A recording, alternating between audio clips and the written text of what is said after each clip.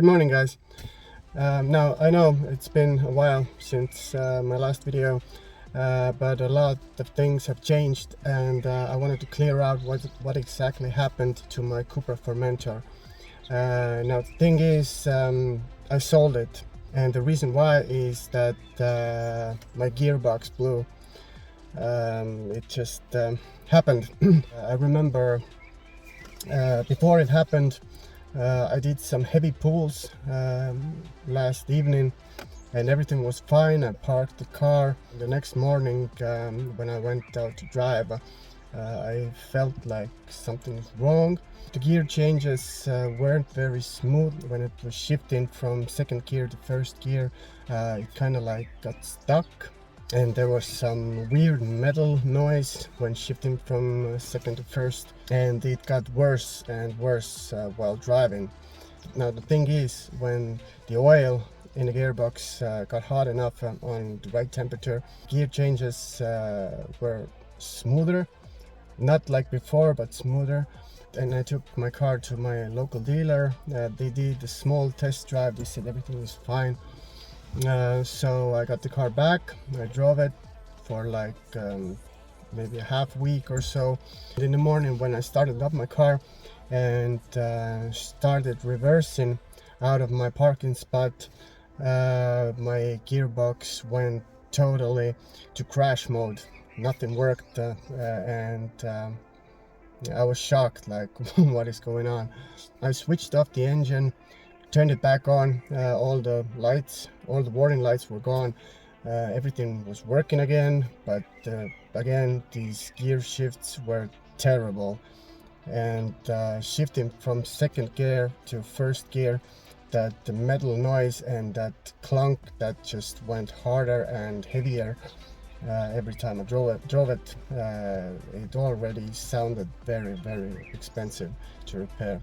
Took my car to my local dealer again.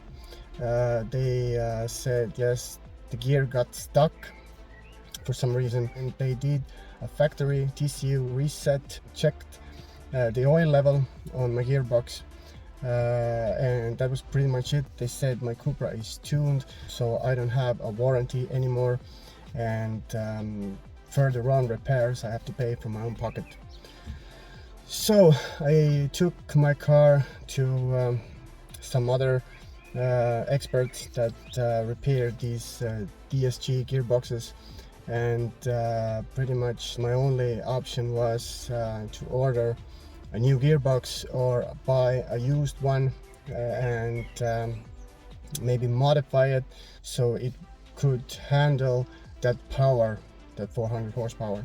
I did some calculating, and it was gonna be very expensive, and I decided, yep, I'm gonna sell my Cupra Formentor, which I did.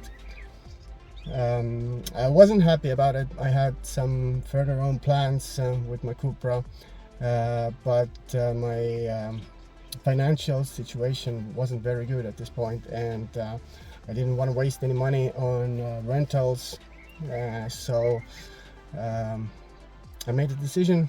I'm gonna sell my Cupra. I took a heavy loss selling it, but it is what it is. So all of you guys that are planning to have a tune on your Cupra Formentor, you have to be ready for these things. These DSG gearboxes are weak point on Cupras, and with more power there's more chance that these DSG gearboxes just can't hold that much power, and that's exactly what happened to me.